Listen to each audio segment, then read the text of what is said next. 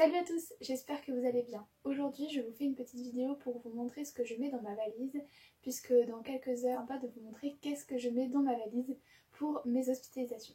Alors sans plus attendre, c'est parti!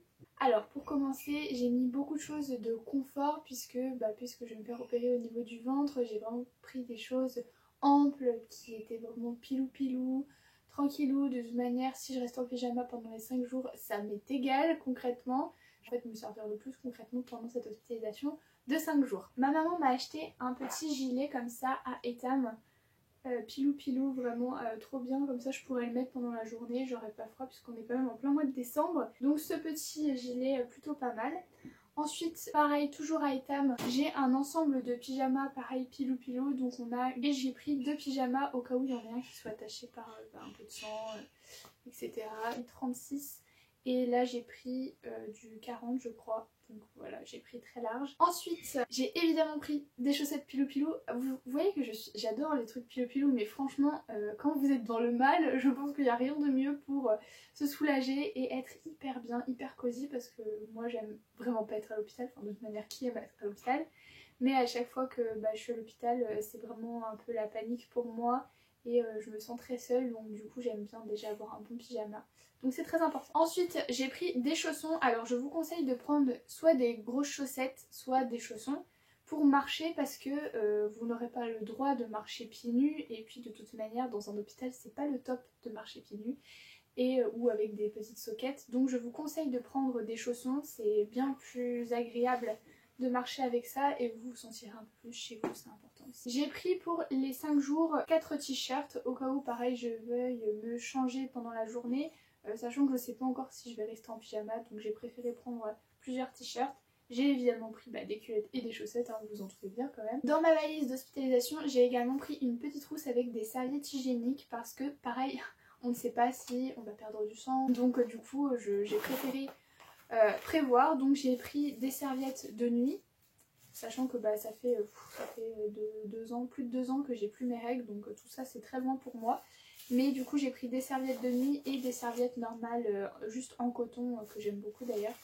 Comme ça au moins je les ai sur moi, parce que si jamais j'ai des pertes, ce qu'ils ont à l'hôpital c'est tout simplement les serviettes pour post-accouchement. Donc le truc il est énorme et il fait cette taille, donc c'est pas très agréable à porter, donc autant avoir les siennes et celles qu'on aime bien. Dans ma valise j'ai également de la Betadine Scrub du coup pour faire ma douche ce soir et demain matin, puisque du coup là je vais à l'hôpital ce soir, enfin dans 2 heures en fait, parce qu'il me demande d'être là à 16 h. Donc ce soir je vais devoir me laver à la bétadine. Je vous conseille les filles de ne pas vous laver les cheveux à la bétadine. Ils disent il faut se laver entièrement à la bétadine, mais en fait c'est tout simplement pour que vous soyez propre, hein. La bétadine ça reste du savon. Donc du coup vous vous lavez le corps avec ça, mais le cheveu vous faites 2-3 shampoings avec votre shampoing normal et ça suffira. Parce que faire avec de la Betadine Scrub, je peux dire que vous allez vous en souvenir toute votre vie tellement ça fait des nœuds et ça assèche les cheveux. Si vous faites 2-3 shampoings, vos cheveux seront très propres et ok pour l'opération. J'ai évidemment pris de quoi me laver. Pareil les douches, je pense que ça va être dur. Hein. Je pense que ça va juste être des petites toilettes aux gants de toilette. J'ai pris du coup 2 gants de toilette, une petite serviette pour les cheveux ou pour me essuyer le visage, etc. le matin. Et une grande serviette pour le corps tout simplement, parce que c'est vrai que les serviettes de l'hôpital c'est pas top, et de toute manière ils nous conseillent de prendre nos serviettes à nous parce que c'est un peu des serpillards ce qu'ils ont, donc on va pas se le cacher, c'est pas très agréable. Sinon j'ai pris un peu de quoi m'occuper, même si bon je pense que le premier jour pareil ça va être un peu compliqué, je vais être un peu dans le gaz et très fatiguée je pense. Donc j'ai quand même pris mon incontournable, mon livre que je lis en fait que quand je suis à l'hôpital. Voilà, 5 Feet Apart, j'adore ce livre en fait, j'ai regardé le film je dirais 5 fois et du coup voilà, c'est mon incontournable, un bon livre romantique, de quoi décompresser. Il y a même encore un petit mot de mon amoureux dedans quand j'étais hospitalisée en mai. Donc voilà, c'est mon livre d'hôpital, donc j'ai hâte de le terminer. Ensuite j'ai pris une bouteille d'eau d'1 litre, vous vous doutez bien qu'ils nous donnent de l'eau à l'hôpital, hein. On va pas commencer à ramener son frigo, mais je me suis dit que c'était quand même bien d'avoir une petite bouteille d'eau à moi, comme ça au moins, bon, voilà, j'étais sûre. J'ai pris un protège-lunettes parce que quand je vais partir au bloc, et je suis très myope, du coup j'aimerais garder mes lunettes jusque au maximum possible, donc qu'ils ne les enlèvent pas dans la chambre, sinon je sais que ça va un peu me paniquer de rien voir. Donc j'ai prévu un petit étui à lunettes pour mettre mes lunettes et pas qu'elles soient écrasées dans mon oreiller. Ensuite j'ai pris une bouillotte. Alors je vais sûrement pas la mettre sur mon ventre. Vous vous en doutez qu'avec des trous dans le ventre, je suis pas sûre que ce soit très agréable de mettre une bouillotte. Mais je me suis dit, si je veux la mettre un peu dans mon dos, la tenir contre moi, une petite bouillotte c'est réconfortant. Je sais pas trop s'il va faire un peu frais dans la chambre.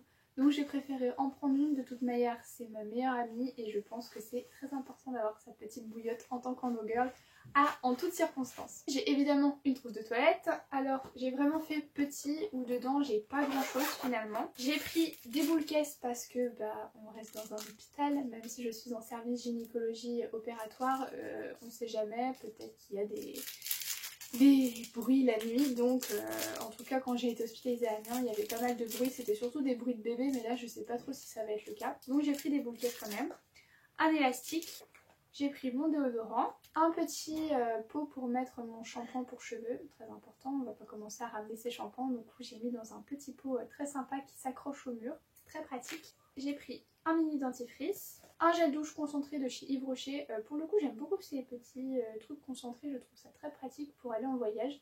Ça fait quelques temps que je l'ai celui-là et finalement il s'use vraiment pas vite parce que comme je vous dis c'est concentré. Donc pour l'hôpital c'est vraiment top d'acheter ce genre de choses, en plus ça sent hyper bon, bon, j'adore l'odeur. Ouais, ça sent super bon.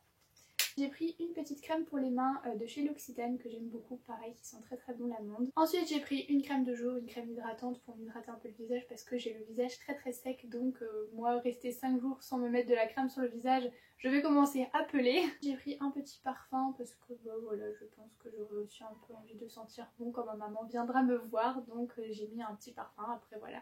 C'est au choix de chacun. Et oh là là, ça c'est mon préféré, c'est une mini brume d'oreiller de chez L'Occitane. Celle-ci, je vous en avais un peu parlé sur Instagram, c'est l'une de mes préférées parce qu'elle sent vraiment la fleur d'oranger, la lavande, elle est exceptionnelle. Donc la brume d'oreiller à l'hôpital, mais désormais c'est le luxe, hein. Du coup vraiment top. Et celle-ci c'est ma maman qui l'a eu dans son calendrier L'Occitane, donc si jamais vous êtes intéressé par le calendrier L'Occitane pour l'année prochaine. Mais sinon non, franchement la brume d'oreiller de L'Occitane je vous la conseille à 10 000 %. Elle est super naturelle, elles sont extrêmement bonnes. Ensuite j'ai pris mon chargeur de téléphone, je vais également ramener ma Switch parce que je pense que je vais m'ennuyer un peu les derniers jours. Est-ce que je vais vraiment avoir envie de jouer à la Switch? J'en sais rien, mais je prévois l'ennui parce que la dernière fois je me suis vraiment ennuyée à mourir. Donc ma maman me ramènera la Switch quand je serai bien réveillée et comme ça au moins je pourrai m'occuper si jamais je m'ennuie un peu. Vaut mieux avoir trop que pas assez. Et pour finir, j'ai évidemment mes doudous. Alors oui, j'ai 19 ans, j'ai des doudous. Et franchement, je n'ai aucune honte à avoir des doudous puisque je sais que tout le monde en a, enfin, en tout cas la plupart des gens. Et je pense que quand on se fait opérer d'une endométriose ou de quoi que ce soit d'ailleurs, c'est très important d'avoir ces doudous avec soi. Si ça vous rassure, si ça vous permet de vous sentir un peu mieux, un peu moins seule, c'est très important. Celui-là, c'est ma maman qui vient de me l'acheter exprès pour l'opération. C'est pour que je l'emmène au bloc opératoire, donc je suis très contente d'avoir un doudou pour le bloc opératoire. Enfin voilà, ma valise finalement elle est pas très remplie, mais vous n'avez pas besoin de grand chose. Après il faut s'armer de patience, de courage, ne lâchez jamais rien, battez-vous jusqu'au bout avec tous les médecins qui vous entourent, avec votre famille et votre entourage. Parlez-en, c'est super important. Et moi écoutez, je vous dis à la prochaine et puis moi je vais partir à l'hôpital. Voilà, je vous fais plein de gros bisous et puis à très bientôt. Bye!